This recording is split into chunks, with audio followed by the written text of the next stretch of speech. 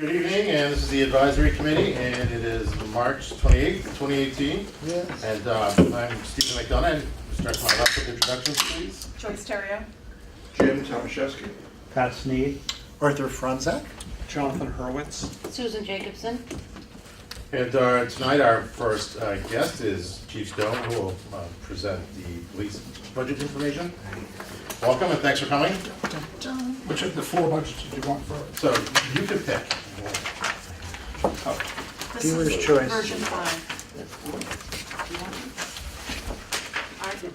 Did you get version 5? Yes, thank you. You have 5. 5, yes. And this is the new 3, 4. agenda. Thank you. Oh, New agenda. You just got my pen, thank you.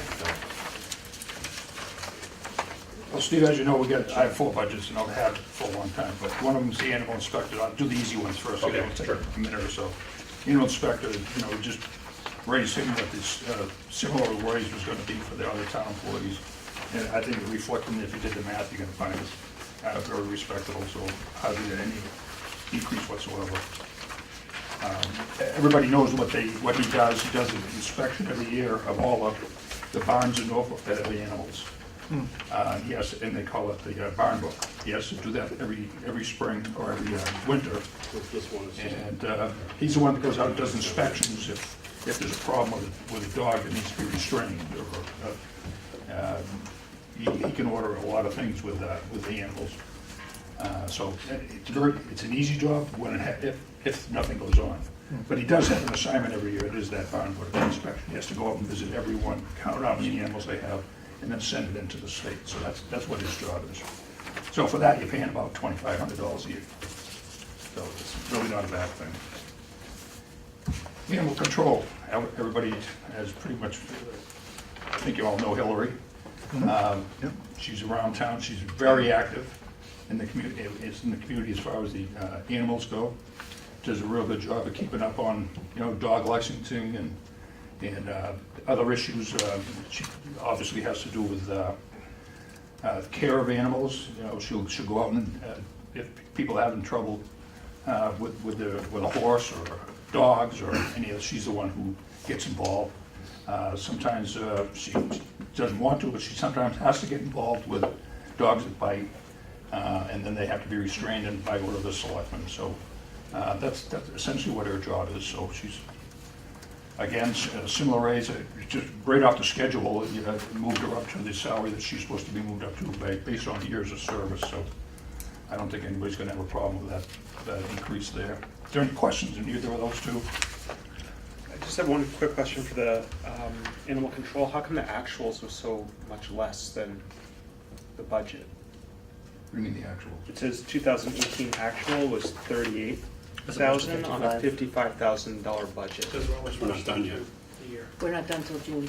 Oh, so it's 3/4 of the year way through. There we go. That answers that. All right. Sorry, go ahead.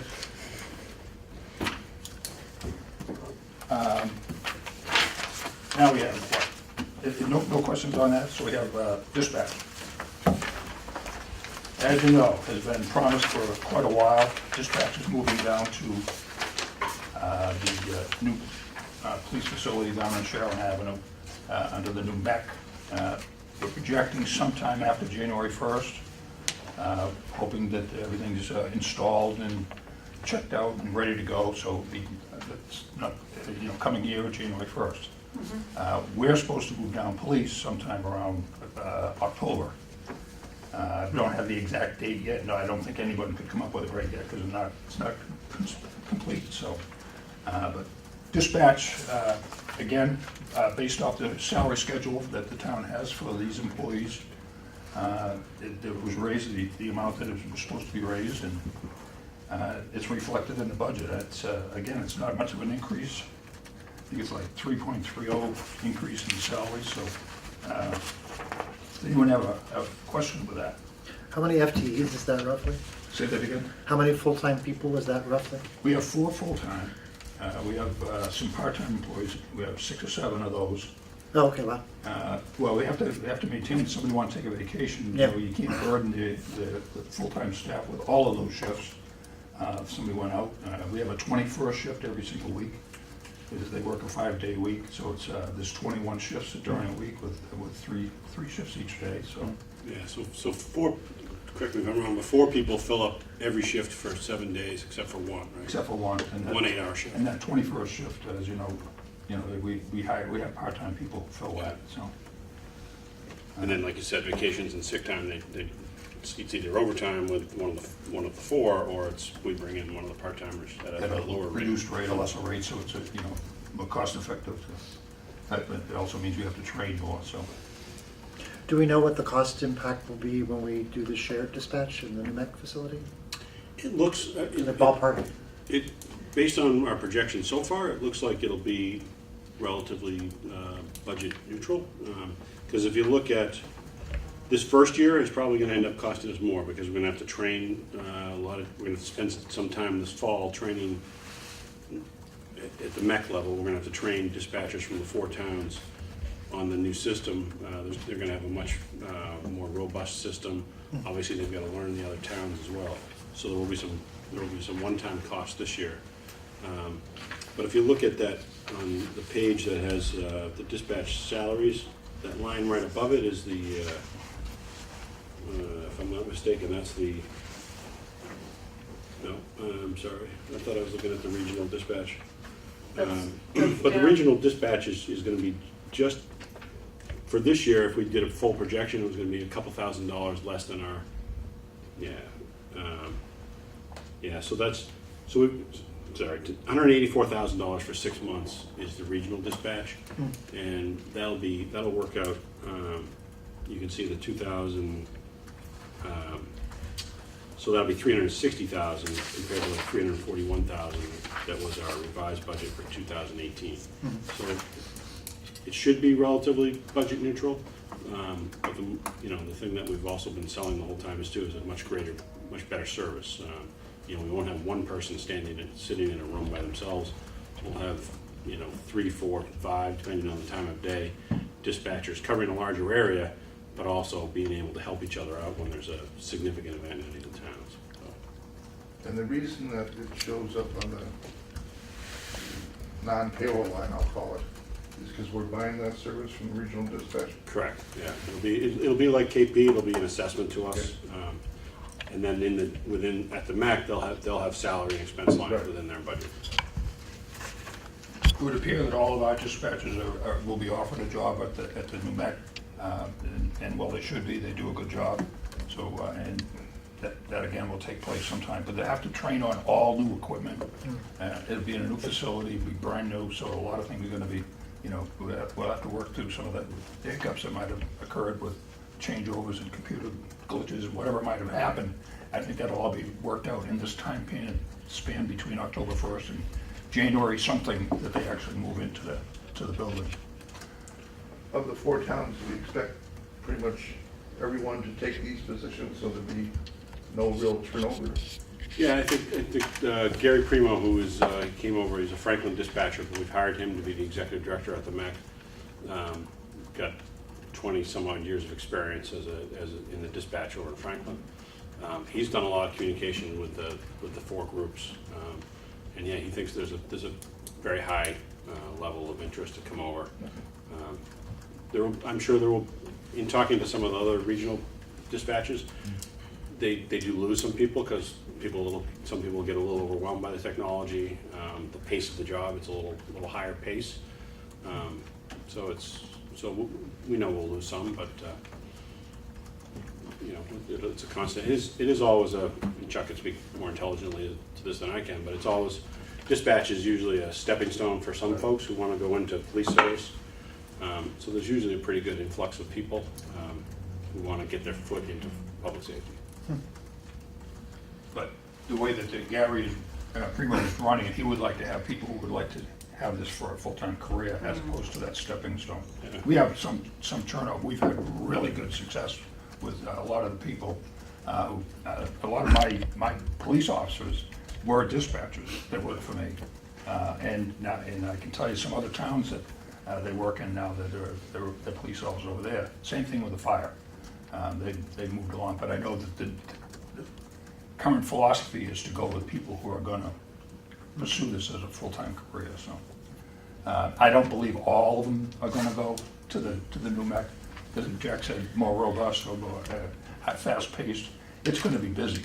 They're gonna be dispatching because they're gonna have 4 towns all the time to have to dispatch to, and then it won't have, you know, we were talking about that we might have to go an extra guy on the days on some calls because they're just, you know, off the wall. But Yeah, if we didn't go dispatch. if we didn't go with this We're gonna mech, keep it and that local. was why, I think that was why everybody, you know, understood the concept of going to the mech. So going down the road, I think we're gonna be in much better shape. We had, most recently, we had two big storms, or 3 big storms. And they were off the wall. I had 3 dispatchers answering calls during that 4-day stretch. The first one, then it was a couple of days after that, you had the second one, and 1 day. We had three dispatchers, and then sometimes others were picking up the call, because there was just so many people coming in. I don't have any power, I mean, you know, tree across the road, how do I get there? There's a live wire, you know, we had a million different things that you can imagine, and they handled them all. So, but I had to put on extra people, so same thing what's gonna happen there, you know, they're gonna be busy too, so, and it's just gonna be a great, huge amount of extra calls that they're not gonna be used to, so there'll be a lot more going on. And I'll apologize first, I was making notes on something earlier. This might have already been said. How many dispatchers do you think you're going to have on during the day? There? Going regional, there. Well, in theory, if you took everybody that's presently working, Yeah, there would be 5 police and 3 fire. okay, So, wow, yeah, all right, that's not gonna happen. They're not it's gonna be a lesser number. okay. There will be because, like I said, there'll be an executive director who's also a dispatcher, so he can, you know, he will be able Step to in jump in. if, okay, And there will be an assistant director too, who will also be an IT specialist. That's what we're looking for in that candidate. okay. So there'll be other people around to help when things go crazy. There's actually another level, and all 3 have prior dispatch experience, so if, you know, everything hits the fan, they will be able to Yep. Okay. function quite admirably. Okay. One other nice financial benefit is the state is more generous towards regional PSAPs, they call them. So, you know, if you added up the grant money from the 4 towns, 911 grant money from the 4 towns, when we go regional, we'll actually get, I think it's close to double what that sum would be. So it'll be, you know, it's not going to pay for everything, but it's going to help out probably with more of their capital needs than anything else. Any questions on dispatch? You want me to move on? You're good? All right. Police. Well, I like to tell these 2 things here, and I can pass them around. Oh, nice, yeah, safe places. But, you know, in the last couple of years, we've had some great success in claiming that we have one of the safest communities. And, you know, I have one site that says we're 2nd, one that's 4th, and then the United States, one that says we're 11th. I love these sites. They come to us, and you know, some other towns around us that are doing pretty well too. Franklin's actually jumped right up to right into the top, so. I highlight those, and you know, everybody sends them to me, all the realtors, you know. They love sending those to me and letting me know where we stand, because it helps them with their sales, so. Good. So anyway, in the police budget, we've gone up what I, again, consider a modest sum. One of the things that I've been forecasting for several years now is that we're looking at a lot of retirements. We've had 4 retirements in the last couple of years, and I'm expecting about 5 to 6 more in the next couple more years. Yes, I know, Joyce. And so there's a great turnover, and that was, I guess, one of the reasons that I was asked to stay a couple more years, just to, you know, because have somebody who's been around for a while, got some institutional knowledge of what goes on in Norfolk, who's who, and, you know, where does everybody live, and, you know. It means a lot. Yeah, so given that, this year, Paul Murphy who's been on since 1976, will be retiring in July. Really? Steve Plimpton, who's been on since 1985, will be retiring in August. So, following year, I have John Carroll, who will be retiring in like October, or September, October. I'm pushing him for as long as possible. But, he's resistant because he wants to enjoy his grandchildren and stay home with his wife and do whatever they'd like to do in retirement. And it's Tommy Degnan. There's another one who'll be retiring in October, November, somewhere in that. He hasn't actually set a date, so I'm giving a Yeah. fluffy time as to when they're going out, but so there's a lot of changeover happening. So you have some people who've been from the higher end of the classification schedule and salary to the lower end. So the timing is pretty good for, as far as that goes. Our budget is gonna stay fairly flat for the next couple of years. I know Jack's happy about that. In the fall, and I'll just go one further year, one more year out after that, I have Susan Fornashari, who's gonna go in August.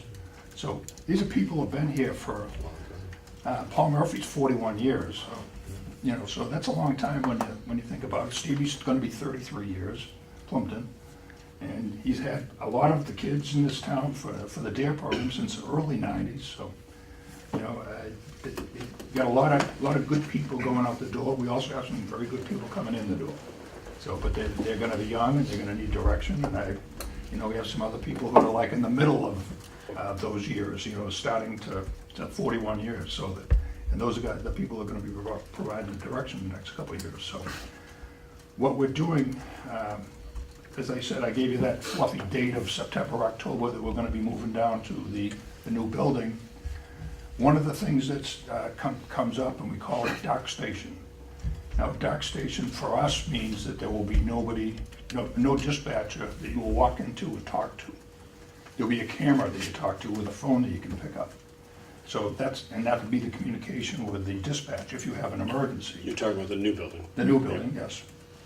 And as a result of that, we're gonna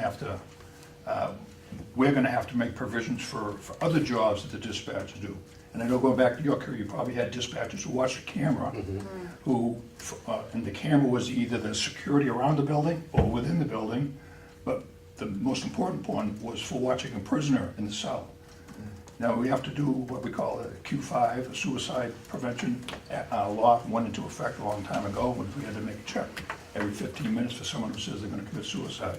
We have to walk by their cell, punch a clock, and say that we've been there, look in, make sure they're okay, and then go back to doing what we do. Before, we probably had the dispatcher doing that a lot. And they're not even gonna be close to where our cell block is. So I have to have an officer there now. Anytime we have an arrest, and suicide, if you think about it, someone who's answered yes to the suicide question, are you thinking about committing suicide? Have you ever tried to commit suicide? There's a lot of questions you have to ask to get to that process. They don't get to that point. We don't find that's the guy you have right away. They actually sometimes do it in the cell for the first time. So they may answer, no, I never did that, and then try it.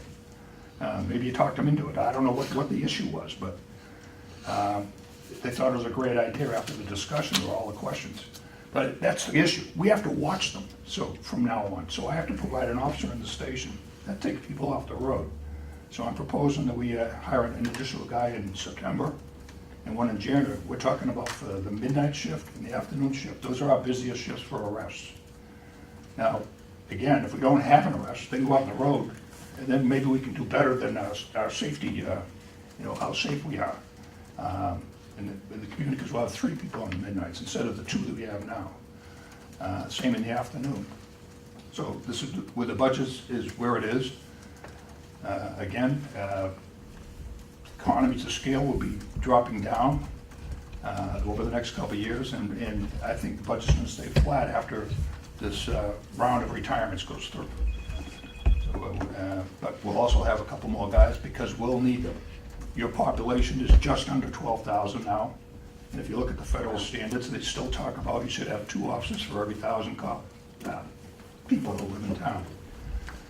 So if you do the math there, we're pretty close to 24, and we're at 19.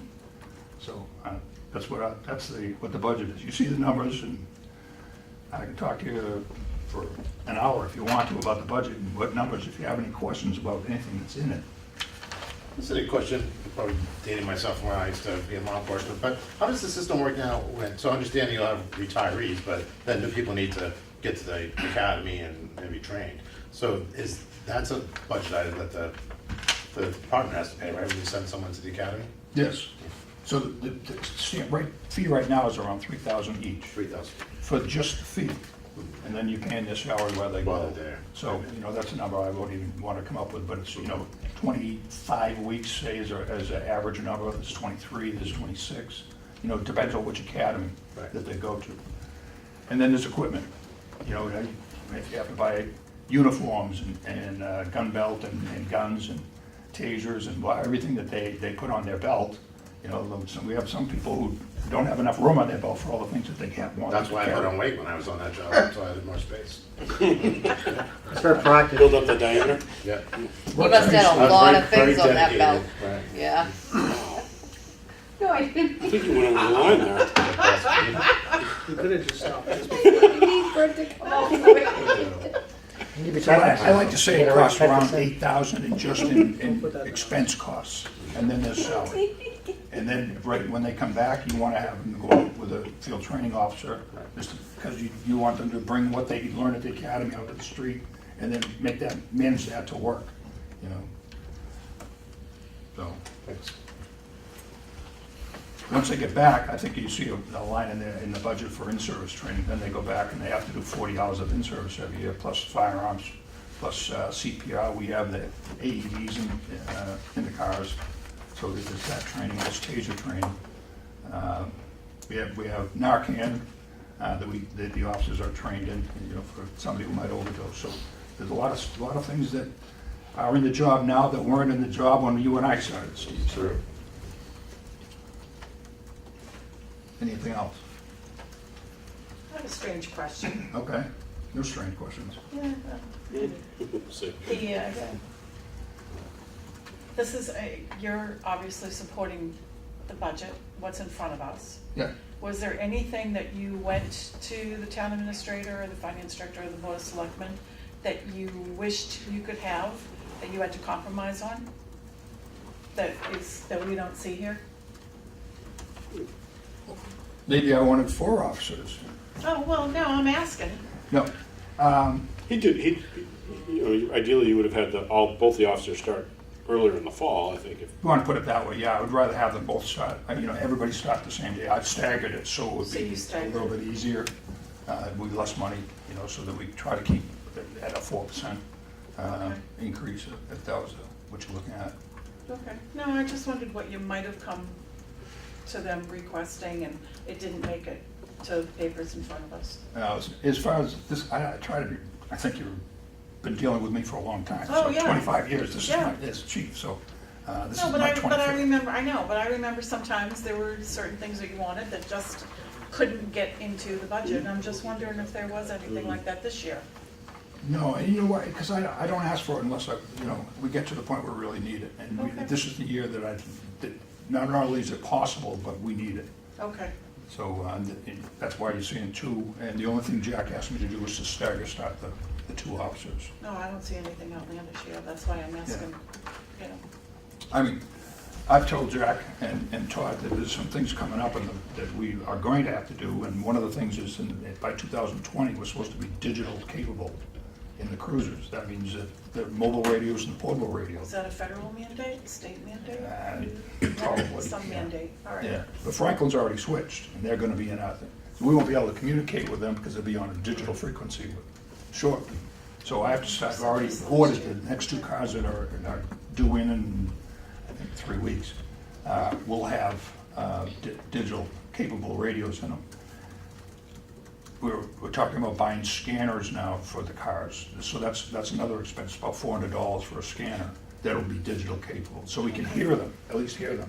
We'll call into dispatch and say, can you call Franklin, or, Walpole's going. Some other towns are gonna go to digital cable, so that's one thing. So that's gonna be, a pricey increase, so that 49.5 car that we buy is gonna be a little bit more expensive just because of that.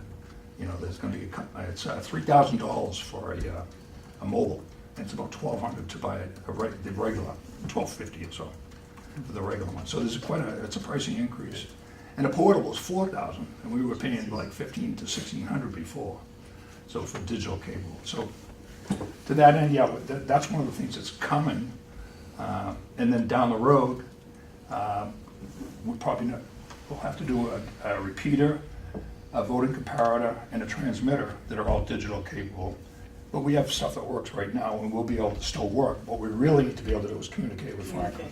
So we can do that from the mobiles and the portables if we buy them a little bit at a time. That's what I'm going to propose to the two money guys that are down here.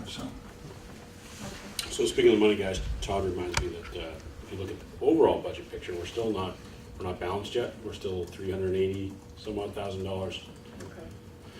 in the red. So we're still going through the King Philip dance. So that's a big part of that. So Todd's done a great job working with the departments, and I'm sure if you ask Matt that same question in a few minutes, he'll have a list for you. He's already on notice, he's already gonna just spell that out. when it comes up So Todd and in Matt's case, but Todd with a lot of the department heads has made some cuts. And you heard what Chuck's made already, but we're still gonna have to find ways to close the budget. And hopefully it won't come to anything drastic, but Curious to go back to your earlier question. Back when I was young, chief, and I thought you could come up with money for anything I asked for, I used to ask for it. Now I kind of I figure remember out- that. Yeah. It was one time with cruisers, I remember. But, Really? he's learned the game. If he asks you for a reasonable number, it's hard to say no. so that's it. If anybody has any questions along the way during the week, email me, call me, text, I don't care. I'll Thank you. Anything you want. All right. Okay. Thank you. Thanks, Chuck. And when Chuck talks about Paul Murphy being on the force for 41 years, Chuck's been on the force for 41 years and a day, if I'm not mistaken. Yeah. Yeah, that's the same. Appreciate his service every day. Yeah. We're getting long in the tooth, as they say. So. But it's a great place to work, a great town, so. You have a bunch of new people that are doing really good, so. You're gonna like, Exciting, good. changes always, it's good. Yep. It's gonna be interesting. All right. Thank you. Thank you. Thank you. You want to take the comfortable seat down the end? Yes, sir. Get all warmed up for you. Thank you. Good night. The first thing we cut was Matt's PowerPoint presentation. It does look like It it. was cut, Ego was killed it was earlier. cut dramatically. You had to go from color to black and white, is that what the? That was, We almost didn't even That let was you use my- the copier. Oh, thank you. I mean, he had sound effects and lots of flying stars. Impressed. But for those of you who have not met Matt Hafner is our facilities director and works for both the elementary school and for the town. He's been with us for 18 months or so, somewhere. 2.5 years. 5 years? 2.5. No, really? Yes, sir. Okay, well, 2.5 years. He's Pushing 2.5, I'm sorry. It's fine, Matt, we're just gonna cut a little more, buddy. And he's done an outstanding job. The first thing he jumped on board with was the schools. Well, so you worked for the schools for a year before you came over to my 6 side. months. So, Is your name actually Matt? He says it is. he has done a great job. If any, as I was starting to say, the first thing he tackled was the schools, and he really brought the schools' facility maintenance, the protecting our assets over there. He brought that up. Made it a professional, brought it to a professional level. And he's, Bob Bullock maintained our facilities over here, but he was doing that as a part-time thing while he was doing it as building commissioner. And Matt has taken what Bob started and brought that to the next level as well. So I guess without further ado, I'll turn it over to Matt. Thank you. All right. So the second sheet is my proposed organization chart. And there's two changes on here, which if it was in color, it'd be much clearer, but so the first box underneath the facilities director is the shared deputy facilities director. This would again, be with the schools. So it wouldn't be an increase to the school's budget, but it would be an addition to my current budget, the half position.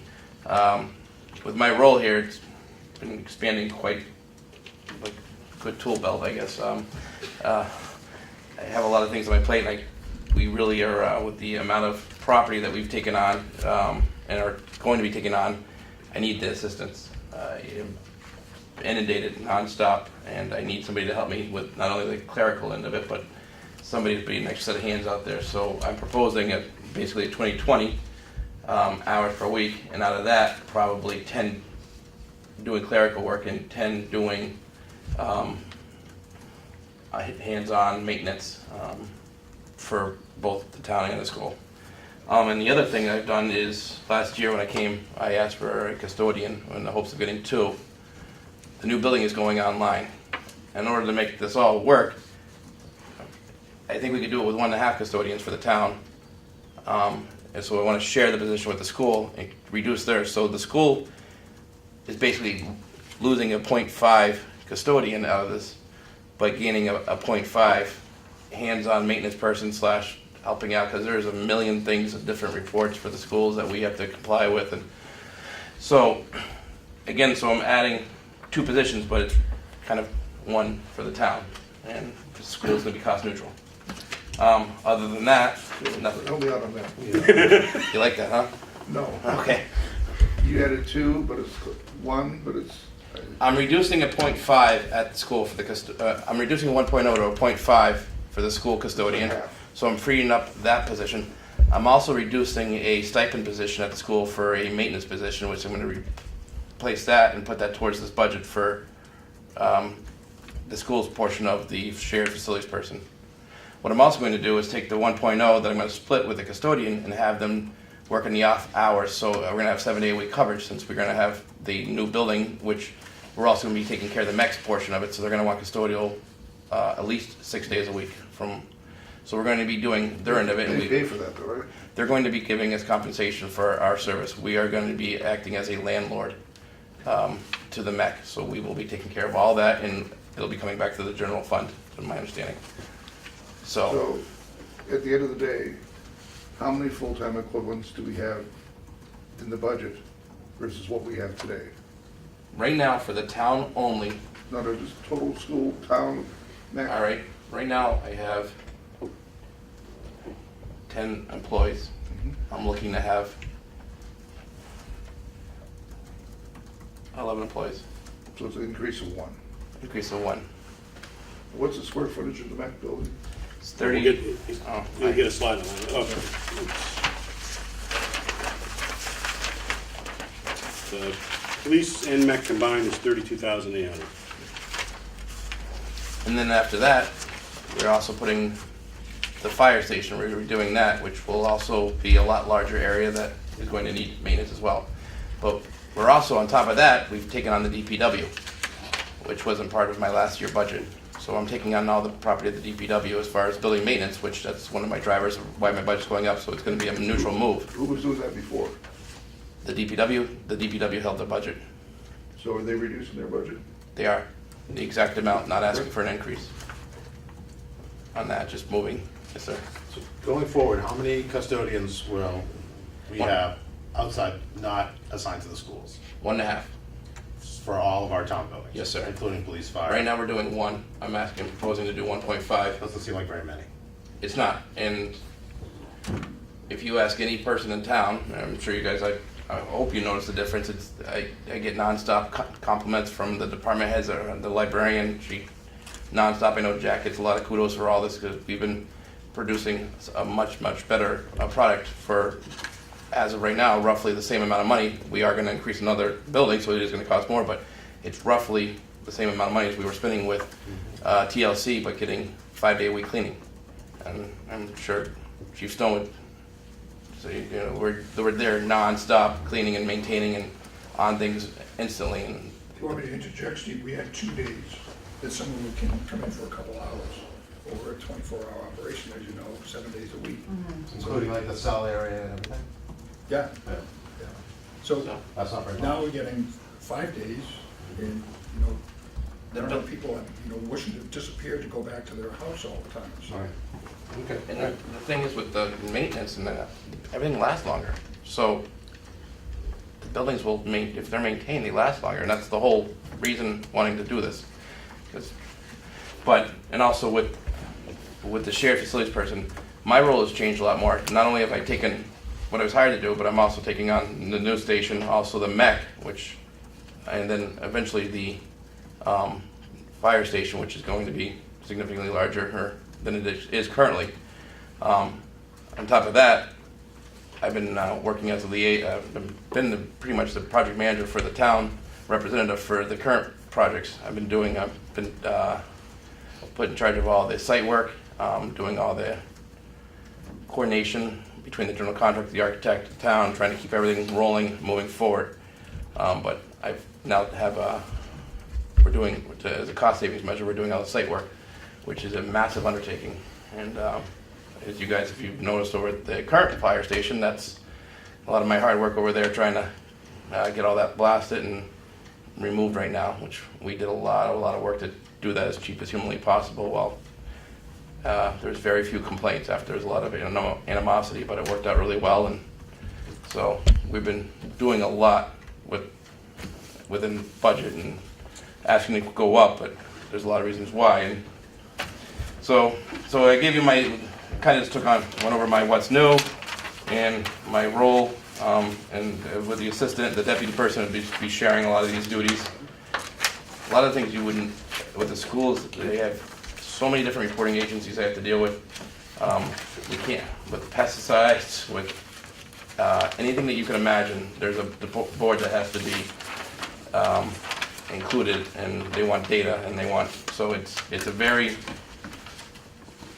needed position to have somebody help me out with some of the paperwork. So I also gave you broke down how we're doing it. When I came on, there was a Ron Bain, who was a longtime employee, did a lot of the maintenance for the town, and then we had very little maintenance at the schools. We were able to take Ron's position and change it and redo it, and we hired a full-time HVAC employee / building maintenance, which has been a massive savings and it's working out well, because our HVAC stuff is finally, it's not great, but it's getting better, and it's maintaining it again, which makes it more efficient. One thing though we have done is, by making it work properly, we are using a little bit more energy because we're changing air, which that's something that we have to do by code. And but I don't know if you want me to go through the line by line, but I can basically, on page 7 is what I'm looking for. Good idea, putting numbers on the pages, man. Yes, page 7, that was an awesome idea. I'll suggest that I do that. So myself, the assistant, the skilled HVAC licensed guy, on 1.5 plus overtime to deal with emergencies. It's 241. My operating expenses for the department for all the different hardware we get, be it printer ink and furniture. Our operating costs $13,800, and supplies for custodial. I'm looking for $16,450. That's to include the mech or the new police station, so that's gone up a little bit, and that also includes the DPW and utilities. Without electricity, just our current, keeping everything pretty much neutral on that. That's $154,000. That's for our oils and propanes and water and telephone. And then the maintenance in the building, every bid budget, maintaining all the sprinkler systems, the fire alarm systems, the elevators, any mechanical system, everything that goes wrong, maintenance line. And so if you add those up, it's 72 cents per square foot, which I don't have a comparative number, but I realized afterwards I didn't put that in there, but it's not a high number whatsoever if you compare it to other facilities. What does it do compared to last year? Or the year? Last year I was at 65 cents. So it's up It did go up, but that's 10%. because I'm adding salary to it. Candy's also adding the DPW, which you didn't have last year. DPW, nor did I have the MEC, or I call it the MEC because it's easier, because there's the police station Oh, there, yeah, the okay. PD/MEC, and the DPW. And the DPW has gone up, but the DPW basically, I think it was $35,000 out of their budget for their fuel and their building maintenance, and just put it right into mine.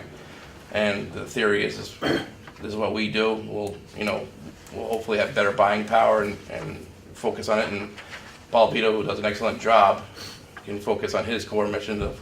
And that's another thing that we've been doing, is working with them, trying to save money for the town in other ways. With my HVAC person, one of the big things the town was spending money on at the transfer station was whenever somebody brought in a refrigerator or something containing Freon, they'd have to pay to get rid of it.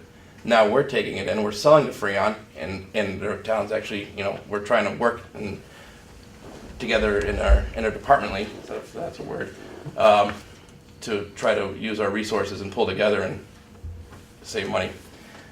Solar generation. We're not producing enough power. We are locked in. Mr. Bullock did a great job. He locked us in at a great rate before the rates went way up. Problem is everything continually goes up in electricity consumption, more electronics, more everything. But the charges for the distribution and transmission, those have gone up. Right now, I'm not going to cover my line this year, but I'll take it out of my other lines. But I'm asking for 160.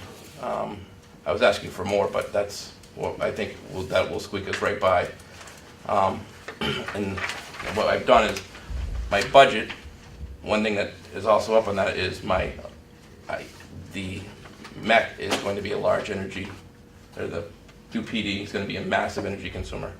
So that's one of the larger driving numbers in my budget, because there's very little natural gas. The Sallyport has natural gas, and there's a gas water heater. Everything else is electric. And so all the cooling and heating for that entire facility is electric. So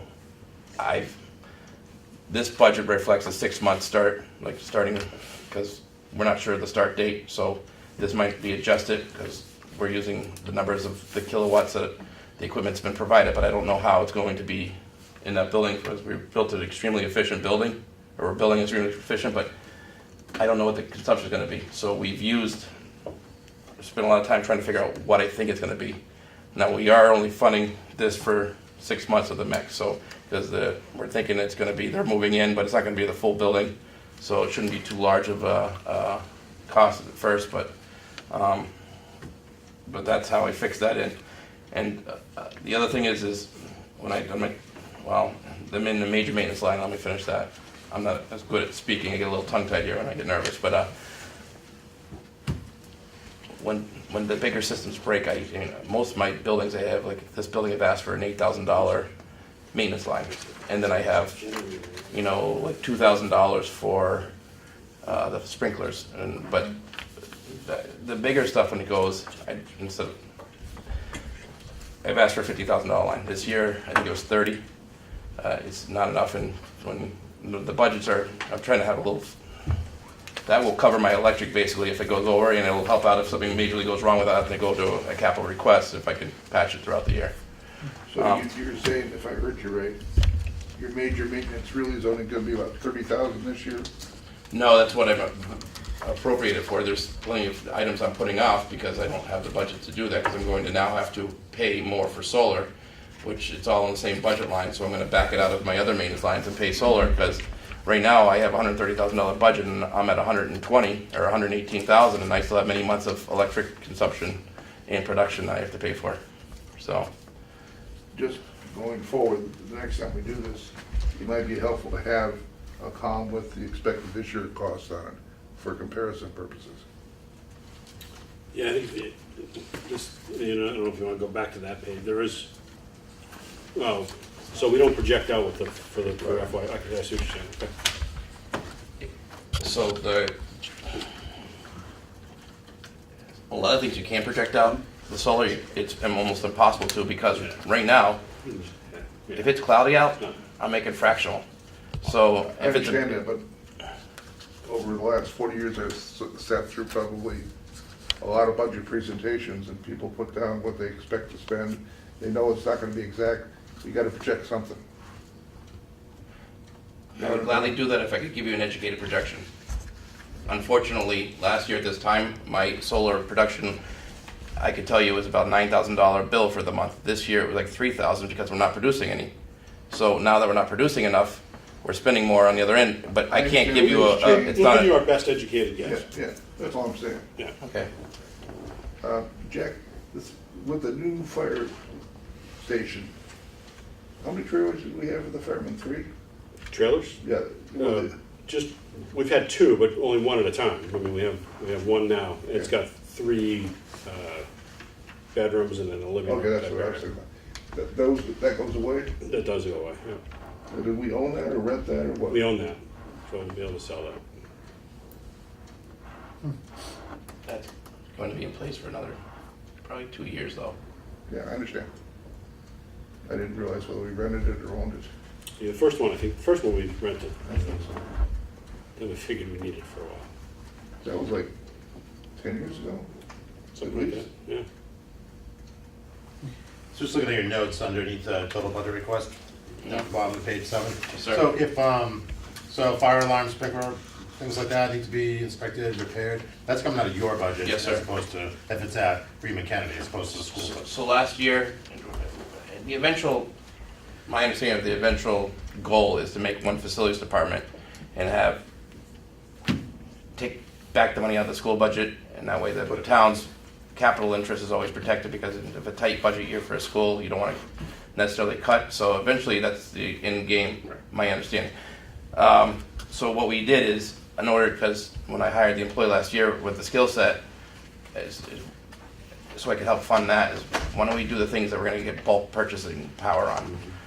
Certain items, it works better not to have them combined, like for example oil. Olive Day, I get to treat that by itself, and I put that out to bid differently than the town buildings, because I can get big bulk deliveries, and if it would get convoluted, if I had to do these small buildings. So certain things it's good to keep apart, but certain things it's great to. But so that number represents, yes, the HVAC, the septic maintenance, the fire alarm, and the sprinklers. And those, the HVAC and the sprinklers are the major expenses in the Olive Day. We've done a massive amount of work over there. When I came, they were very deficient, and I've been starting to get compliments from inspectors coming through there now. I think I remember talking about that last year, you were getting things on like a maintenance schedule. We're trying, That's yes. sort of been, not really kept up with for different reasons in the past. But yes, my goal is to get all the buildings being maintained at a level that they last a long time, and it costs money to maintain, but it costs a lot less than to replace. So basically I want to provide a service to the town that protects the buildings as best as we can at a reasonable rate, that it makes sense to do it this way instead of letting things just go until they die and then replace. And I think it's a 1 to 7, it's either 1 to 5 or 1 to $7 value. Dollar maintenance is worth $5 or $7 of corrective maintenance. So just a quick overview of what's going on in the town. So in case they happen, you guys are aware, just a real high level. This building, the boiler, it doesn't owe us anything. It scares me because there's only one boiler. The normal boiler for a cast iron hot water oil fired, expected life is 15 years. It's 20. When that goes, we have no backup. Most buildings, you have 2 boilers. That thing does scare me, just letting you know. I still want to, I've been hoping when that project goes on, I've tried with Eversource to provide gas here. They want a lot of money. So when they do that building, we might have some bargaining power. So I don't want to push anything until, if it's emergency, continue going back to oil. But if possible, I'd like to do in the future a high efficiency staged boiler, so we can make this much greener and much a better system with better control. That would be where that stretch code would help out, something like that, because it would definitely be a massive, if we had the funding, if this would all work out and the stars align, that would be a great project for it. The building is going natural gas? The fire station. The fire station, but the building next door, when that starts to go, The bank. the bank next door. Oh, that's right. So you're gonna see some trees in the next couple next couple of days get cut down in between town hall and the empty lot, because they're gonna have a walkway in between the. But gas won't necessarily come to this building. It doesn't. It comes out to Main Street, and we've been trying to get Eversource to bring it up here. So as Matt said, we're trying with the developer next door to negotiate to get them to bring it over here. But we're also working with Eversource because they want to put more gas down Seekonk Street, and they want to make another connection between Medfield and Walpole, and they want to tear up some of our streets. And in order for us to be able to negotiate that, we're telling them, well, we've been trying to get gas over here for years. We'd like you to put gas over here in exchange for being able to work on our streets. Hopefully that'll all come together. And also the current fire police station, when that gets redone, I'd like to see that and gas and electric mix, but try to tease, package deal it. So one thing we could really use here is a backup generator. We've never had one here. When we lose power in town, we lose phones in town. So problem is, this is the hub for everything. So when we lose power here, the schools have backup generators, which is great, but they lose their phones. So then they parents can't call and find out about their kids in dismissal because the phones are dead. So we have a portable generator we try to do, but at some point it would be a really, really good idea to have a generator in this building. How much do they cost? Between 80 and 100 for the switching gear. The generator itself is about 40. It's the installation and the electrical gear, which is the. What direction would the gas come from? Is it coming from Franklin, from Walpole? Up from The main end's right at the bottom, right where the library is on the far side. from the prison. It comes up Main Street from Walpole. So from the prison or by Symphony? There's a split, you know. It's at the cemetery, and I think it comes down Seekonk Street. Yeah. Oh, okay, got it. Yeah, so not by the nice section of town down there. I don't think yet. Okay, thanks. Curious. But I love gas because equipment lasts longer. It's more efficient. It's a no-brainer, and you're not worried about deliveries. It's unless you have a gas main go, it's the way to go. And the efficiency on it's awesome. And the wear and tear on the equipment's great. But here, painting and minor repairs. This room is a perfect example. This room was a catch-all after it was the clerk's, and though it was very beat up. And my guys have been doing stuff like this and trying to update the town hall because there's areas of it that are very dated looking. I'd love to do 124, the selectmen's, do new carpet and painting and update it because a lot of this stuff is really, if you really look, we clean it, but it's dirty and dingy, and so that's some of the stuff I'd like to take on here. I have a great HVAC person, but we're still changing parts a lot, so the parts cost decent amounts of money. So that's an ongoing. We've been changing different valves, different thermostats, different controllers. Everything's automated, and they need maintenance and replacement. The cosmetic.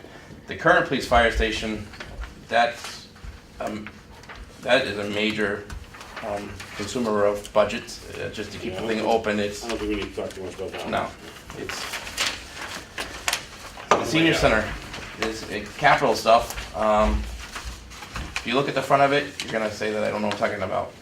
It looks fine. The paint on that building needs to be either repainted or vinyl sided. The rear of the building, the side of the building, they're in horrible condition. We're starting to get rot over there. It's my suggestion is going to be when we have money as a capital is to vinyl side it and do the same pattern as here, so we have a common theme. That way we leave it and don't continue putting money into it. One thing we did was great is we cleared out more parking area, but there's no money to pave it and there's no money for drainage, and the lighting is poor over there. These are things that don't have to be done now, but these are just some of the things that we need to deal with. The library, that building really needs painting. That building you don't vinyl because it has cement board, clapboard. That is a major expense to do that. But if you go look at that building on the side peeling off from where the sprinklers have hit it for forever, it's unfaded. We don't do it at some point sooner than later. We're going to be doing a lot of damage, or we're going to be replacing cement boards because once they don't have paint on them, they start getting water in them and they start falling apart, which we have a little bit of that going on already. Something that we need to keep in mind for when we actually if we ever have excess, that's not critical, but it's the skin of the building. There's no video surveillance on that building. They need it. One of the things we're proposing to do in-house is when they move out of the current police fire station is remove their video surveillance and put it over there as a cost savings measure, because they have the same antiquated coax wiring where now everything is over the internet. Just they take their hardware and put it over there and get a few more years out of the deal and do it in-house. Nice. There is a little piece of the roof over the library that is failing, and I've had, if you've gone in there, you'll see some bookshelves that have tarps over them. I think they're finally down, but we had some issues over there, which I need to spend a few $1,000s and fix the roof over there. The restrooms, they are heavily used, and they could really use some new countertops and some updating, which the community room, if you look at the floor in there, it's in horrific condition, but the carpeting for there, I had 2 estimates, and they were both over $20,000 to replace the carpeting in the front entrance into the community room. Things that I'd love to do, we purchased a carpet cleaning machine, which we do a lot, but it's at the point where it's in bad shape. The HVAC controllers, same idea. We're losing valves and automation things, so we've been changing a lot of parts. But the beautiful part is I'm not paying prevailing wage to have a company come in and do it. We're doing it right away when we find it, just purchasing parts. Over there, the fire alarm and the sprinkler. Fire alarm panel has been a problem since day one. We've made some great gains on that, and if you talk to Chief Cole, we've prevented a massive amount of calls over there. But there's a glitch in that system which we deal with. I'll finish up. Freeman Kennedy, we're having a problem. We're getting water in the building, which is not good. We're gonna do it in-house, do some repairs. Those beautiful stones, we go around, look at the roof line. They have these beautiful stones on the top edge of it. The sealant in between them is all failing, and the water is getting in underneath the flashing and leaking all over the place. I had a quote just to do the superintendent's office. It was over $10,000 just to do that one area. We looked at what they were going to do. We're going to do it in-house. We feel we're more than capable of doing that. In the Olive Day, we're trying to get a new roof on there, which will be well over $1 million. We're waiting. This is our second attempt at MSBA funding. The installation is part of the new roof because once they do the roof, they're going to have to bring it up to code. The PA system is pretty much dead. I'm doing a PO right now to revamp it somewhat. The HVAC controls there, that comes out of this budget, but again, that building is 92. A lot of this stuff we can get going, but we need to replace parts that have failed. Because what happens is we get rooms that are super hot because the valves, they fail open generally, so we have heat, that's not the issue, it's that we have too much and then people are falling asleep and sweating and it's uncomfortable. Classrooms over there need carpet, parking lots in poor shape. Some of the bricks starting to crack on the facade of the building, and before it's kind of minor at this point, I have a quote for $11,000 to do the repairs right now. Problem is, I'd like to do it, and I have in the budget to do it for the school side. If I don't get it, water's going to get in there, and it's going to create major problems. So these are just some of the different things we're doing, and just another FYI, that building was built in '92. The boilers don't owe us anything. We're maintaining them, we're doing everything, but that building is beyond life expectancy for most all the mechanicals. Not necessarily worried about them going tomorrow or anything, but those are just upcoming issues. 2 questions. One, on the Freeman Kennedy, is any of that under warranty? The sealant on there, the warranty itself is on the caulking is fine. We can get the caulking, but the caulking costs nothing. It's the labor to do it is not covered. So I bought 2 cases of caulking for like $300, which I can do a lot, and the backer rod that we need to change it with. So I could have them come and do it, but they're going to charge me prevailing wage and all their time. So yes, there are portions of it under warranty. The labor didn't fail, the product failed, so they're not going to cover their labor. So looking at, I and the guys I have are great. We all kind of like wonder if we can do that. Can we solve it? Is there any licenses that we need to have to be able to do this legally, safely? We've looked into it. We took it apart. We feel that we're going to be able to I'd be shocked if we can't. It looks like a very simple process how they did it. And we talked to a couple of construction people to confirm that how we wanted to do it. And so I'd like to do as much in-house. There's greater pride in it, and it's a cost savings thing. On the roof for H Holiday, what's the total cost on that? Without any grant? I've been told numbers, because it never went up to bid yet, from 900 to 1.5. What's going to change is the insulation. If we were able to get that last year, the energy code was different. Even though we lose a lot of heat out of that roof, it was a massive, the amount of years it would take to pay back the energy code would have probably been worth doing it and leaving the insulation, making some improvements, but leaving it as is. Now, with the new energy code, they're gonna have to do some serious upgrades to all the insulation. That's the wild card that I don't have a number on. So before it was 9, I think it was 9, and if we had to do insulation, they're gonna get up to 1.5. One thing that we just recently received was a $100,000 grant from the state to do roof repairs over the olive day.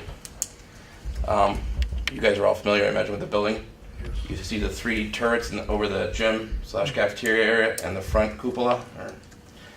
What I'd like to do with that money, and what I'm we're in the process of right now, because I have to have a designer design the spec and everything. Those aren't necessarily part of the roof structure, which MSBA funding wouldn't do. They only do roof. So what I want to do is because it was wide open and we got clarification that we could do this, is to fix those 4 structures and update those.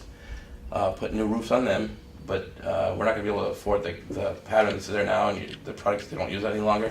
So they'll be putting an architectural shingle on like a normal house. But what I'd like to do with this money, if the budget will allow it, is to put a standing seam copper roof on those 4 pieces, and then put an impervious material wall wrap, like a PVC jacket, red, so there's no maintenance, because it's not an easy place to get up there and work.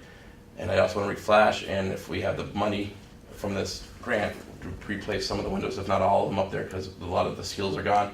So when you look up, they're all fogged over. So it'd be great to get that all under the grant.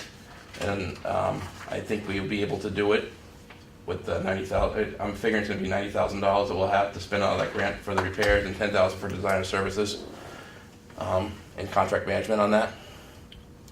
So we're going to try to get that, and then hopefully we'll get the MSBA funding, which is good for 2 years. So if we do get it, we vote on it, and we have 2 years to spend it. So if it's not available this year, but one of the things we have to do is we're going to hopefully be hearing before town meeting whether we're accepted with that. But they were, as of right now, the projection was somewhere around 52 to 54%. They were thinking they're going to be able to cover costs on. But I only went to the stretch code at the fall town meeting. Isn't there availability of some monies for various energy projects? Yeah, and I think we're not, well, that's just, we've only adopted the stretch code yet. We haven't been certified as a green community yet. But Matt he touched on it briefly, just, trying to get the more efficient boilers and stuff. That would be with that grant money. Okay. Maybe the insulation for the roof would be allowed in that as well. and this one thing that the Freeman, pretty darn energy efficient. Bob Bullock and Ron Bain did a great job in upgrading the town buildings for LED lighting and whatnot, and we've tried to continue on. The buildings themselves are pretty well set, so I'd like to try to take that money, because one thing I've been doing in the all day right now is I had a great rebate, so I bought thousands of lamps. We're relamping the building with LED direct replacements for fluorescents. That will save some money over the long run. One thing that would be great for that stretch code money is the cafeteria, that same area. The cafeteria, it's like an auditorium, cafeteria, and a gym all in the one. The lighting in there is horrible. I'd love to replace all the lighting in there. It's like a dungeon in there during the daytime. It's really dreary. Those are the type of projects, and also the VFDs, variable frequency drives, for all the motors in town. This building has them and they're operative. The olive days, none of their VFDs work, and they're old, they're worn out. So VFDs, they make a motor run at the speed it needs to run instead of running full blast all the time, which they're massive energy savers, but they're expensive. So stuff like that, I have plenty of things that we will be able to use that stretch code and save on. But again, if it would time out perfectly, I'd love to do the boilers here because it is. Time. It's one of those things that's going to go, and they don't go in the summertime. They go in the middle of winter when you need it, and then you're not going to just put another boiler in that size within a day or two. So we'll probably end up bringing in temporary heat, and hopefully the boiler cracks and it's under insurance, so we can cover it all. But if it doesn't, if it's just, they never go at an opportune time. So I like to, if we have the budget available and it's still in good shape, I mean, if it's still able to, that's how I'd like to spend that the first year if possible. All right, thank you. Very helpful, thank you. Questions or anything?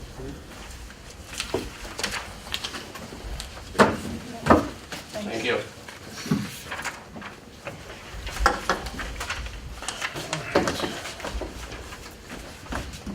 John, Yes, thanks. Susan, just a big two vote. Okay, well, I don't know. Huge tool belt. Every, Matt, Yes, ma'am. less of now. I thought it Yeah, was, this is I a thought it was rough crowd, very good. Yeah, rough Yeah. crowd, geez. You hit on every single point. You did a great job. He Yeah. did. Just remember, that was the short version. All right, so why don't we switch our attention over to the warrant. Yours should say version 5, today's date on it. Copies from the table, if everybody needs any. We have to read all of these. Oh, thank you. If you want me to Yes. kind of blow through them Yeah, quickly? that'd be great. All right, so Article 1 is actually the election, so we don't do that at town meeting, that happens the week before at the election. Article 2 is unpaid bills, none so far. You never know when I'm gonna pull one out of my pocket. That's true.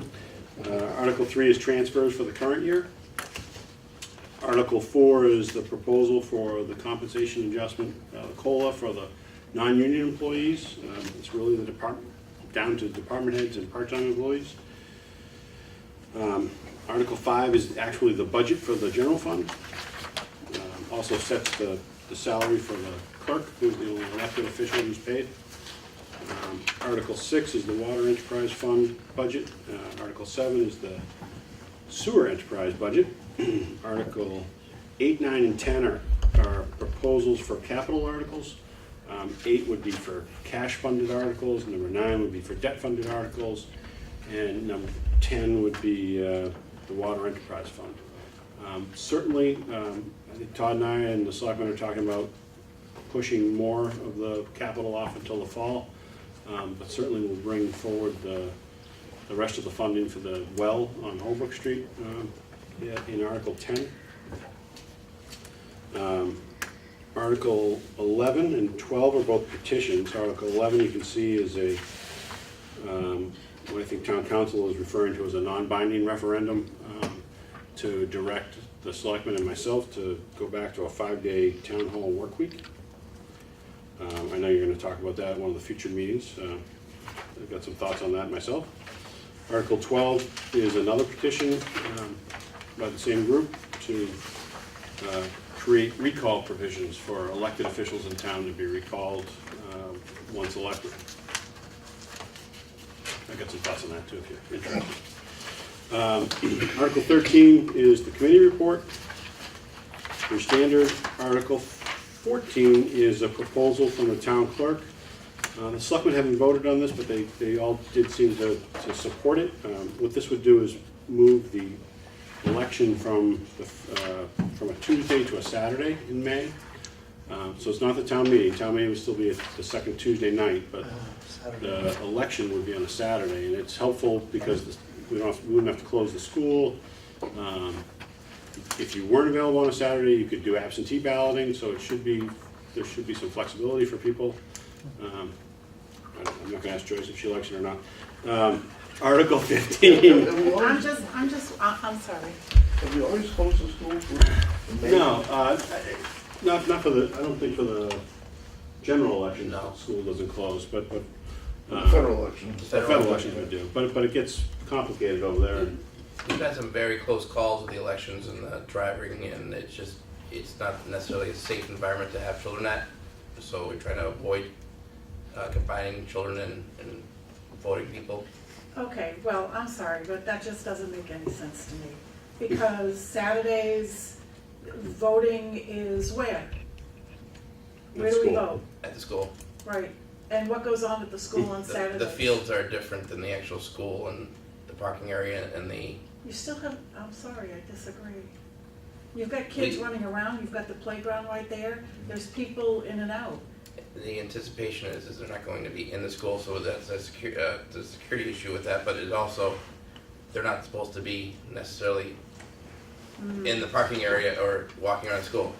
We've had trees run over, lights run over, cones run over, sidewalks driven down. It hasn't been a great idea to have the parking, or the voters. We got, I can't. So any way to make it safer would be much appreciated. Okay, what's the cost savings? Nobody said anything about a cost savings. I'm not sure there is. There should be. Can't put a price on safety. I don't know if I don't Dale think and And I'm not Chuck sure have talked about it's gonna be details. any but- safer on a Tuesday Probably wouldn't need all the than on a details. Saturday. There's always election. Well, Yeah, it's we just, have to have it detailed. it's just a May election. You're gonna have No one, matter what. right. So that cost is flat. It's always, Well, I think, it's whether or not it's a big election, that we have a lot of people that we need help getting people out in the parking lot in this area that he's talking about from the parking lot in. You know, So- those of us that get, long in the tooth and don't drive as well as we once did, that's a problem at the polls too. so it's only the town Okay. election, so I'm not sure if we need, I know Gail was gonna, Carol and Marie, one of them. Carol was gonna come talk to you about details, and I'm not familiar with where all the details go, but I know you also get details at Cleveland and 115, and, Boardman and 115. Right. And that's usually for the national election. For the town election, unless if it's expected to be a big turnout, then we'll probably put someone out there. But we usually negotiate that, work that out. Carol and I have over the years, as I have with previous people. I can't tell you all the people who have been town clerk since I've been chief, so. You can name all the ones I've worked with. If there's no cost difference, Yeah. and to your point, let's presume there's no safety difference, what's the objection to moving it to Saturday? I'm not convinced that there's no safety concern. So I'm not So sold. you think there's a higher safety concern On moving a it to Saturday. Saturday than it Yes, is I do. keeping it on Tuesday? Yes, I do, Well, I think, and I personally. think So, Carol, I want to make sure I say the right thing. Yeah. I think Carol might present too that there would be expected better voting turnout on Saturday for a I'll local I'll election. chat with her. Yeah, Well, I mean, you know, what's the turnout we have for the May town election? it's not great, 500, no, it's more than 500, it's over 1,000, right? about 1,000, yeah. So, I mean, I don't know, I agree with Joyce, I think. The difference between if they're in school or on a Saturday is that they're in school, on Saturday they're out running around all over the place. One of the things they're not able to do though is go outside during elections. So they don't get to use the playground, they don't get to use the fields and get fresh air. They're stuck in the buildings during those days. And then they can't use PE because they're using the gym, so they don't get to expend any energy either.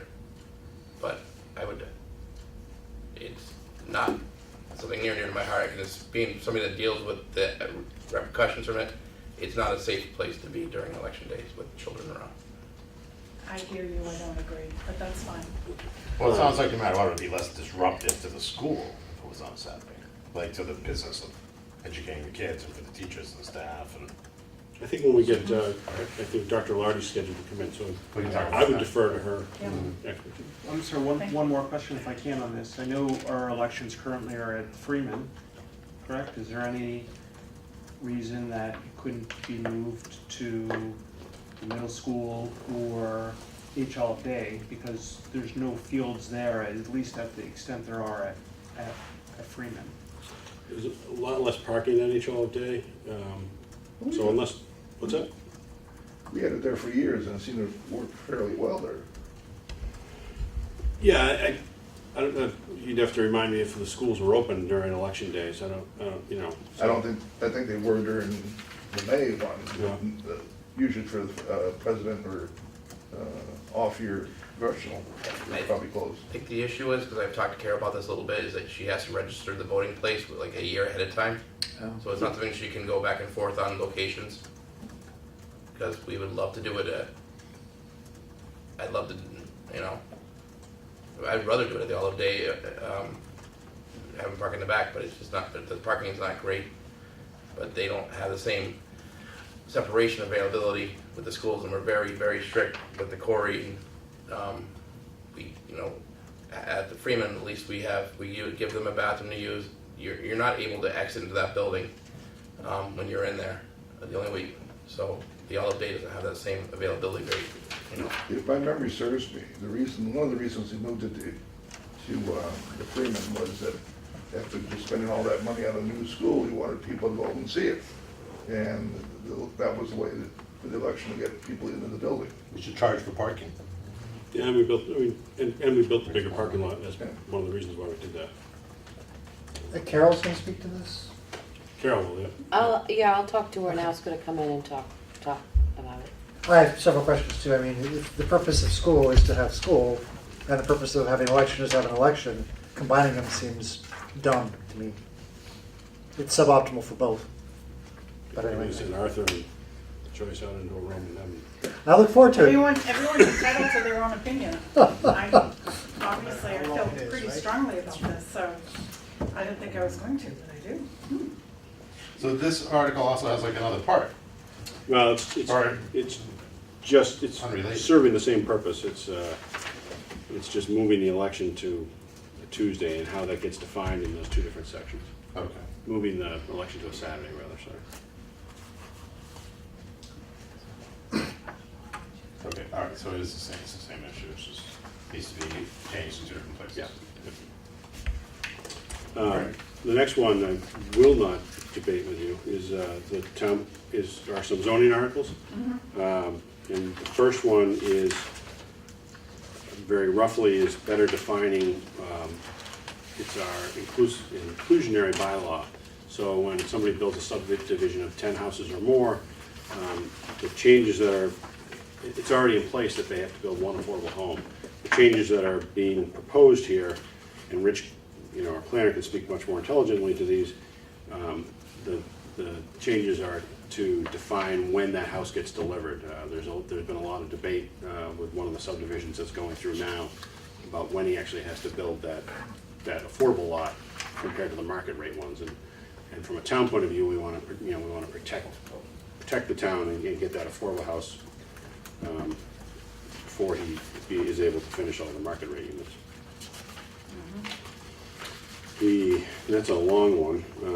Article 16 is, again, another zoning article, and this is just updating the definition of an exercise aerobic studio. Article 17 is, Can I ask a question on that? What's driving that change? Is there a planned exercise aerobic studio that in the works that this needs to be adjusted for? It just seems like a strange thing to do I don't know. randomly. Rich can come in, and he's going to come in to one of the meetings and answer that. I don't know. And I was gonna ask when he was gonna come in, but I won't see him next year. Yeah, we're firming that Still up working next on that. week, yeah. Okay.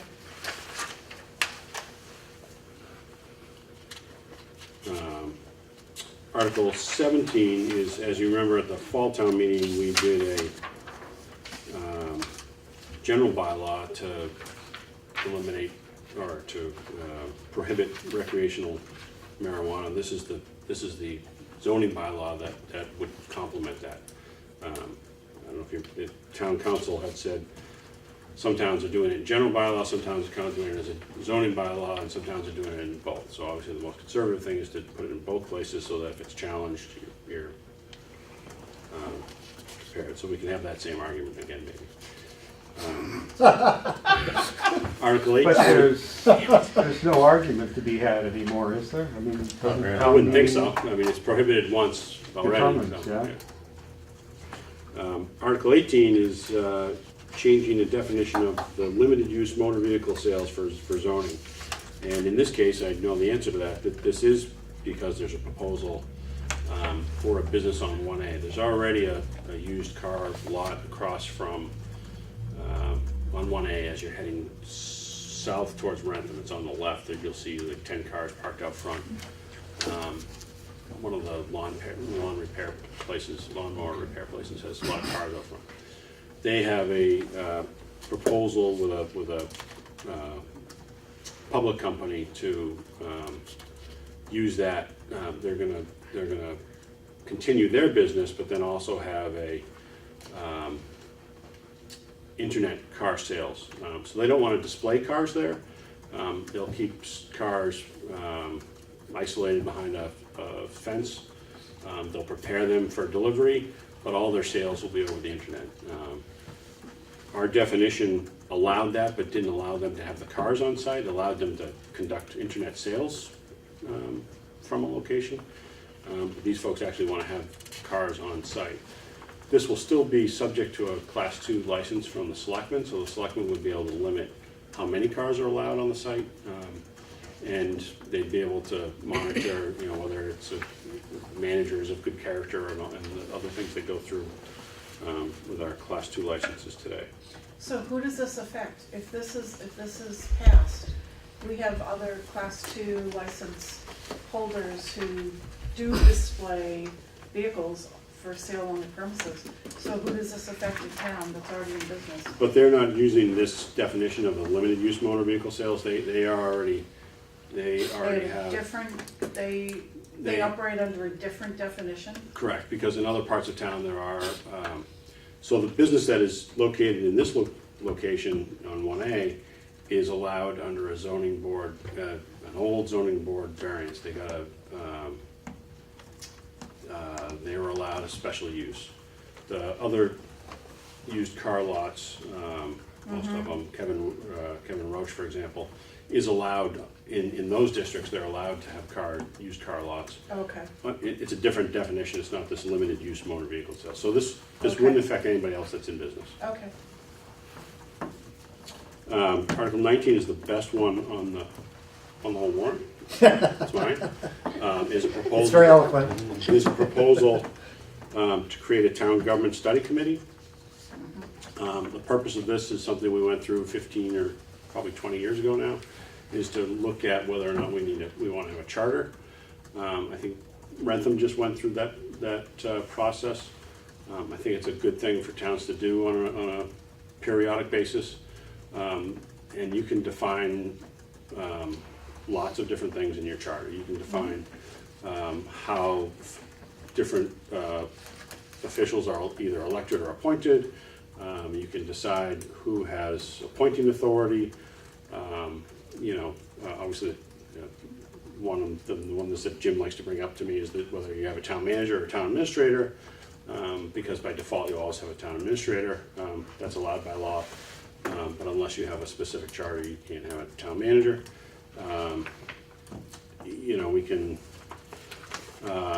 We could talk about having a recall provision in a charter. So there's a lot of things. So this proposal wouldn't change anything. It would just create a committee that would review whether or not we wanted to create anything. Rentham went through a 2-year process with their town government study committee. They reviewed a whole bunch of towns' charters. They interviewed, all the land use boards, all the elected officials in towns, all the appointed officials, and they came up with what they wanted to propose as a charter, and the town eventually adopted it. How does that relate to the bylaws? Does it replace them? No, we'd still have bylaws, although we would probably strip out Simplify them? things in the bylaws that are charter-like creating our finance department, creating the finance director. We have that in the bylaws. We would probably consolidate all that to the town charter. Okay. Would we do it on a Saturday or a Tuesday? Tuesday. I'm just kidding. Article 20. When the children are running around. If we did it on Soccer, t-ball, baseball, softball. Article 20 is requesting the creation of 2 new revolving funds. This was requested by the planner and their associated boards. Right now, we budget for advertising costs for when there's a hearing for one of those 2 boards. they have proposed, it seems to make sense, to me anyway, that we'll create a revolving fund that the applicant would put money into, and then the department would be able to spend that money to pay for the advertising. He said there's no way they're gonna get up to $5,000. It's more like $2,000 to $3,000 per board, obviously unless we have a whole bunch of activity. And then Article 21 is just the new and improved way that we reauthorize the existing revolving funds. Article 22 and 23 are the community preservation annual articles, and Cindy Andre said that they would like to request a $20,000 budget again. That's paid for out of their fund. And a lot of the rest are boilerplate. We've got the Chapter 90 ones, is number 24. Authorizing the selectmen to accept grants, 25. To Boy, these are acquire. usually down around number 12 or number 14 or something. You got a lot of stuff. Yeah, I mean, I think all these boilerplate ones well, and then the last three are a little different. Yeah, we wanted to get, the selectmen wanted to get the petitions right after the budget because they figured it was worthwhile to have as many people as possible discuss those. And then we just went right into the zoning ones, and we stuck all the junk at the end. I think Jay's talking about doing a consent agenda again, so we might be able to take all these ones from the end and vote them all as one big group. Oh, cool. Maybe do that in the beginning. Nice. 28, 29, and 2010 are just rescinding. We've been authorized to borrow money for certain projects, and Todd's recommending that we don't need that money anymore, so we're asking to rescind it. And so what that really is doing is lowering our credit card debt, if you will. Okay. So Does that improve our rating or by doing that? Or yeah, is there a benefit to it? probably not dramatically, but it cleans up our balance sheet. So our financial statements won't have that outstanding but unissued debt anymore. So we'll clean that up, and that's part of one of the things that So it's not taking away debt, it's really eliminating the open to buy percent. correct. Yeah. Yeah.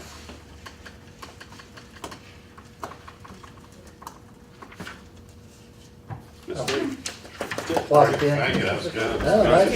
Wake everybody back up. No, that's the best I've seen in a while. Thanks. It's beefy.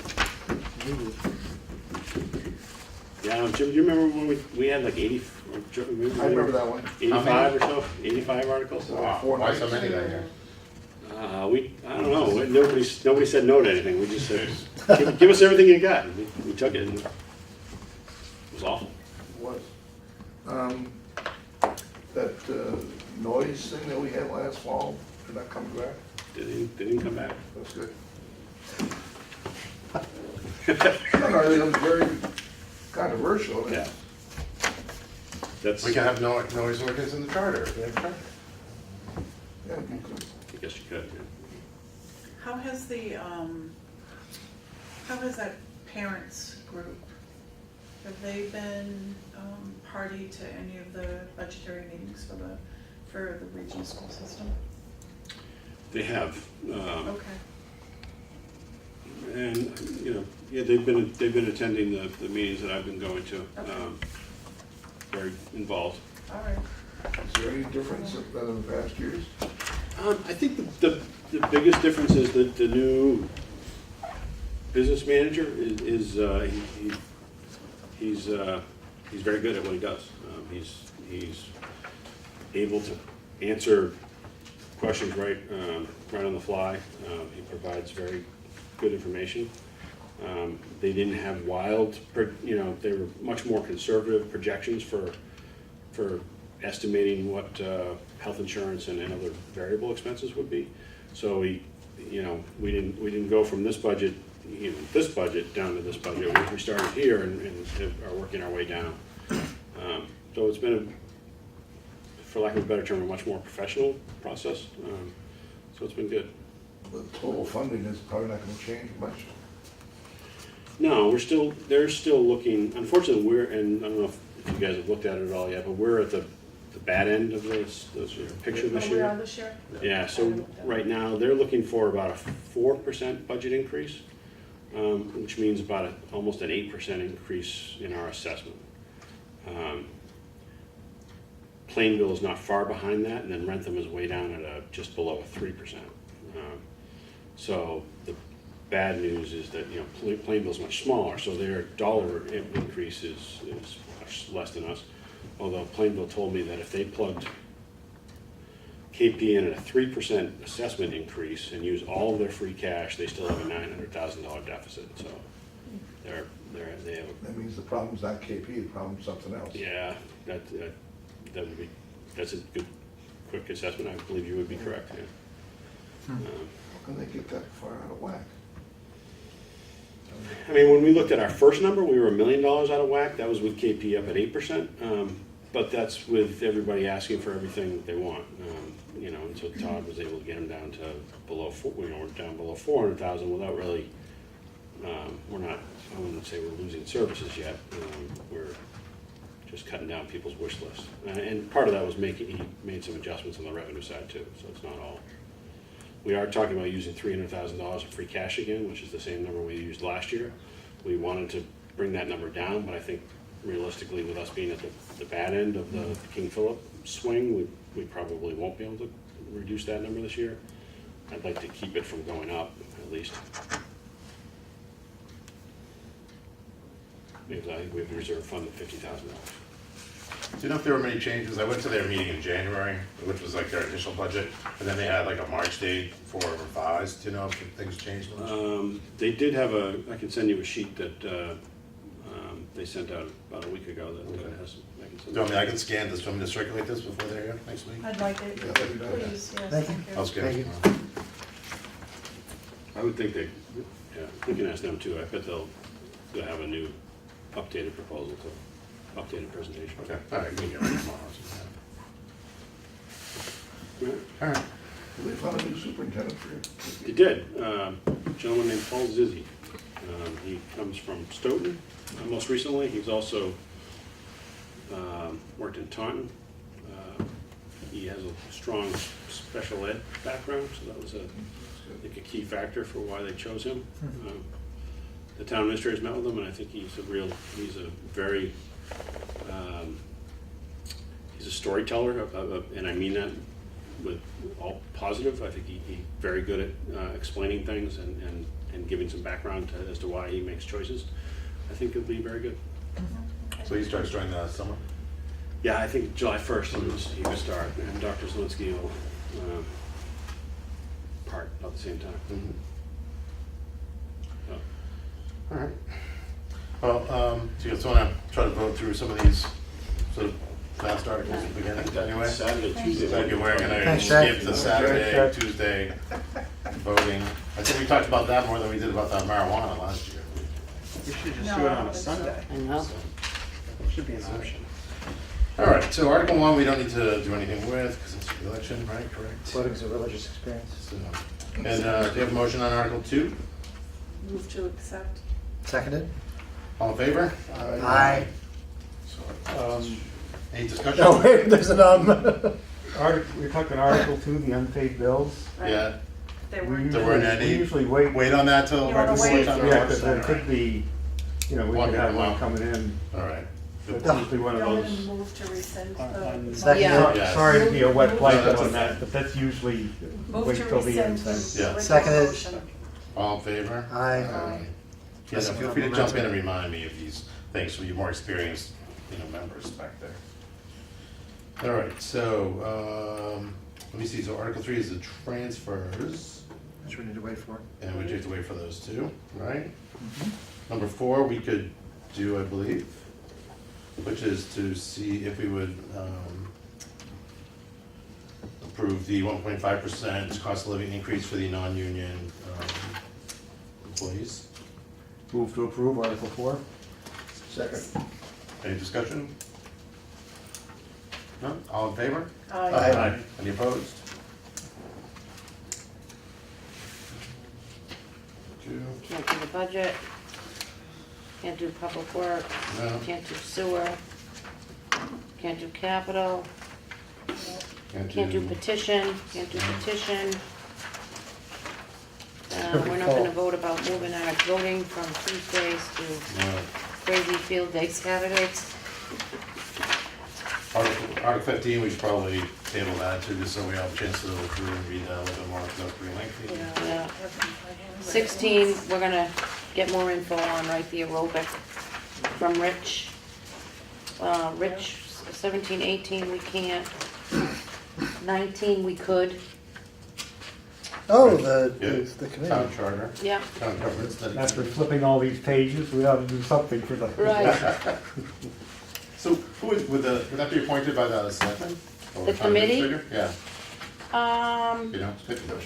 I don't know who, do you remember, Jim? Joyce, from years Maybe. ago when they did it? Shouldn't this specify how that happens? That's the only thing I was thinking. Yeah, I mean, I don't think you can vote on it without saying, Where it's coming from. you know, Mhm. the mechanism. All right, so let's ask Okay, so I'll Jack ask for Jack. clarification on that. Yeah. I don't want to touch Article 20 without Arlie being here. He loves revolving funds. No, I thought we can't, that those are, can't do that. Oh, without 21, I mean, Riley. sorry, 21. All right, so we'll see on that. 22, We could do that, Yep. right? the CPC ones. Yep. We have a motion on Article 22 to approve the appropriation of $20,000 from annual revenues to So community moved. preservation. Second. Any discussion? All in favor? Aye. Any opposed? Passes. The next one is their boilerplate one as well. Okay, so which we can do. Move to approve Article 23. Second. Any discussion? All in favor? Aye. Any opposed? Move to approve Article 24, Seconded. that's the roads money. Roads money, right, that's If what there it is. is. Any discussion on Article 24? All in favor? Aye. I wouldn't be surprised if we have some discussion on it though, at town meeting with all the potholes. Oh, I think Oh, you're right. right, we get many phone calls. 25's a standard one too. Oh, sure, right, grants. Yes. approval, Yep, yeah. 25, 26, approved. 27. Second. Any discussion on Article 25? All in favor? Aye. Aye. Opposed? 26 26 is is- boilerplate too. Move to approve 26. Seconded. Any discussion or commentary? All in favor? Aye. Opposed? Is nobody. 27 boilerplate. Move to approve Article 27. Seconded. All in favor? Aye. Aye. And missing 27. See, we're flying. Okay, so we Okay, can't do so- 28, No. we can't do 29, and we can't do that's- 30. Easy. All right. Although it sounds like those will probably be pretty much rubber stamps Yeah, too. yeah, right. All right, so let's just take a quick look before we adjourn on the schedule. So next week, we're gonna have our friends from Norfolk Schools and KP here, Right, and that's usually right, I enough, left that light correct? because Yeah. they're typically both Little bit kind of longer. an hour presentations. Mhm. And then I thought you could vote their two budgets after that meeting. Just out of curiosity, I know it's probably not a obligation, but of him, but is the new superintendent invited? And if so, do we know if he's coming to that? So, you know, I don't know, Liz if- will be presenting the budget, if she's not gonna be around to Yeah. deliver it. Implement, right. Yeah. I don't know, I can send an email and ask that question. That's a good, that's a good question. And again, you know, Or you just as a courtesy to throw it out there. yeah, Yeah. I mean, Nice to meet he's, him. he's gonna have to live with whatever we. Right, we so pass, I'll right? extend an invitation to, okay? Yeah. And I don't know, can we vote on their budgets? I mean, it's just a presentation of what they want. If we're that No, far we off, can't vote, you're can't right, vote. until our Yeah. budget's in line, Yeah, right. so So then it'll just be those two just listen to the presentations next week. presentations. I had to cancel the 11th because we didn't have a quorum. So the 18th will be the petitioner. Oh. I did invite the petitioner in. He said he'd let me know if He he still was. hasn't confirmed. No, he hasn't confirmed. So, you know, I'll wait Wait, another until week or next so week, and then right. send him another email Mhm. just to see if I can get a yes or no. Bob McGee will be coming in, and probably Rich McCarthy had some scheduling things, so he's either coming in on the 18th or the 25th. And I will ask Carol to come in on the 18th as well. Perfect. Can I Okay. ask a quick question on the Sure. petitioner? I know you said he hasn't said yes or no yet, but if He just said he'd let me know. he'd let you know, if the answer is no, that he's not coming in, can we ask him for, beyond the legalese write-up, can we ask for a paragraph or two of the why? Why are these being proposed and what's the objectives? And if he's not able to come in, at the very least, you know, if he wants any consideration at all, I think it's fair to ask for some write-up or presentation beyond the letter of the law to give some context as to Sure, I can absolutely why. make that request. whether they choose to do it or not. Right, yep, I can certainly make that request if he's not gonna be able to make it. I did tell him if that evening wasn't good for him, I'd do whatever I could to work him in for what Yeah, it was. yeah, because you Right. copied me on that. Right, I Yes, did copy he you hasn't on that, responded, Steve. so. So I haven't heard back. And Right, we'll 'cause- have Bob McGee.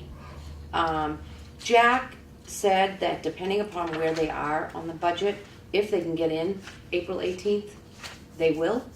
And so then that would kind of free us up April 25th to take care of anything that's outstanding. Right. But he's just not sure with KP being such a big, big opening right now, that he may not be able to get into us until the 25th. But if it is the 25th, it'll be Chief Bushnell, who's usually a pretty quick presentation, and then Jack and Todd on the budget. Okay. Help me out, are we failing this year, or? We are, because it's the annual, and we're not required to, but I think that the feeling of the board last year was that we wouldn't do specials, but we would continue for as long as we could to do the annuals. And it's gonna be at KP?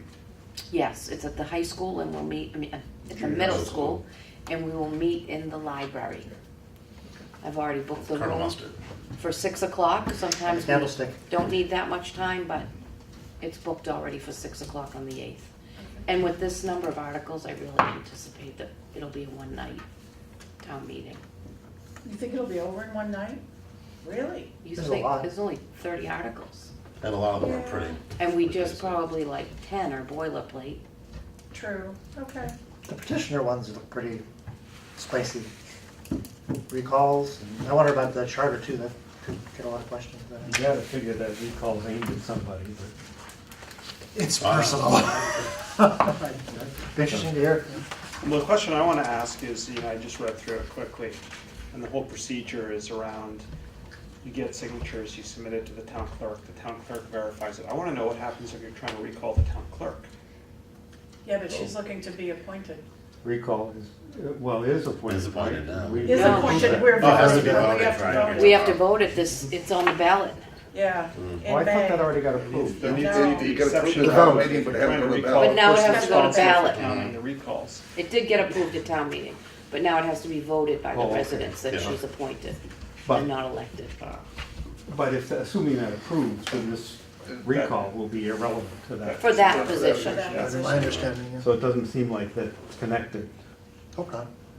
No, but if it, as to Jonathan's point, if it isn't voted that she's appointed in Yes, the spring, and to Jonathan's point, if someone is looking to recall that position, who would step in, and maybe it would have to be the assistant.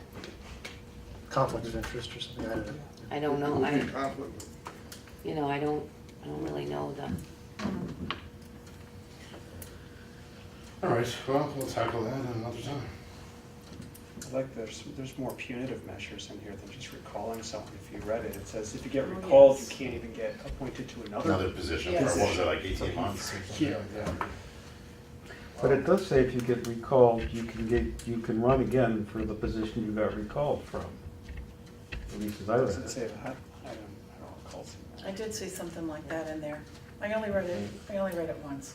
That being need to recalled read doesn't it again. disqualify you from running for the position that you got recalled from. I It'd be guess interesting to know where the petitioner got the language from, if this is boilerplate or.